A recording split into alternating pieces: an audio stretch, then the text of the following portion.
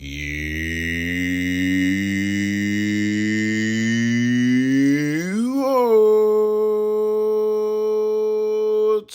Greetings for the Watford fans. Omar here, and it's time for the YouOrns Sunday Focus on Watford versus Stoke, the final game of the Championship season for the 22-23 season, as Watford play their final game.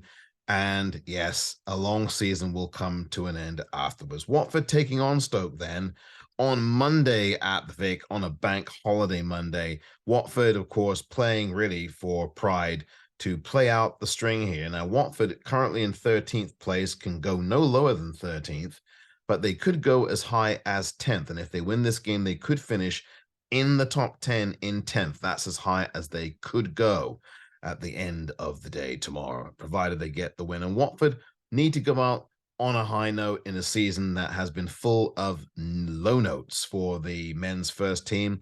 And maybe they can be inspired by what the women's team did yesterday, winning the FAWNL in the last game of the season. Their 3-0 win at Billericay Town yesterday, I hope, will be a source of inspiration for the Watford men's team as they take on a Stoke City side that is currently sitting in 16th place and can finish no lower than 16th and can go maybe as high as just a place or so above where they are presently. Now, Stoke City, who Watford defeated 4-0 back in October in Slaven Bilic's first game in charge, will have Jack Bonham, a former Watford player.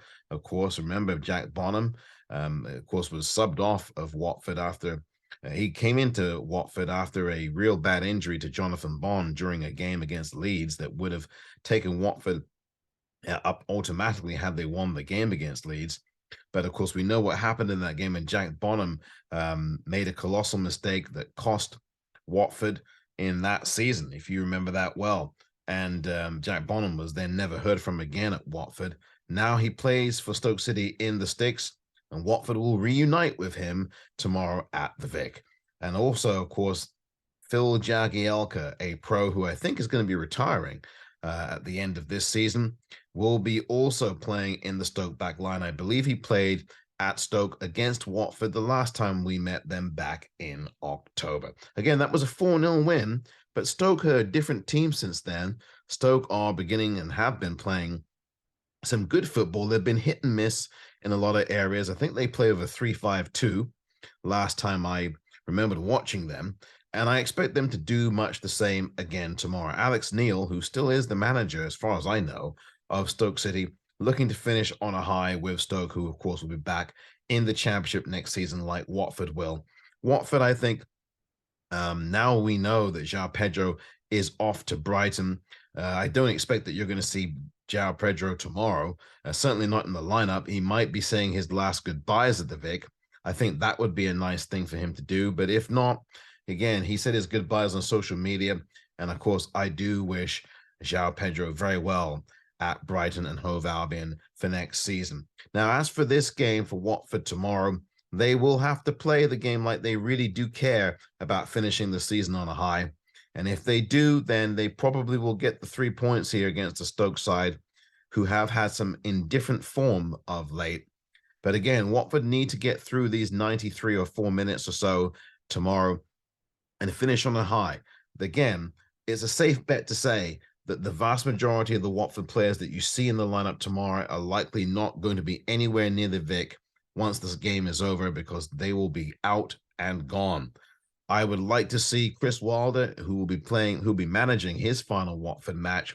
I would like to see him play a few more of the youth. We will see if he does indeed do that. It's a game that is a free hit for Watford, except, of course, you would like to get the 3 points to finish in the top 10, possibly if you can. Finish on 63 points if you can. That's the remit for this side tomorrow.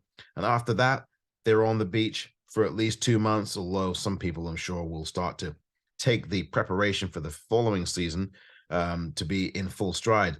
But again, once this game is over, this season is over. And I must say that I will be very relieved when that happens, when the final whistle goes at the end of tomorrow's game.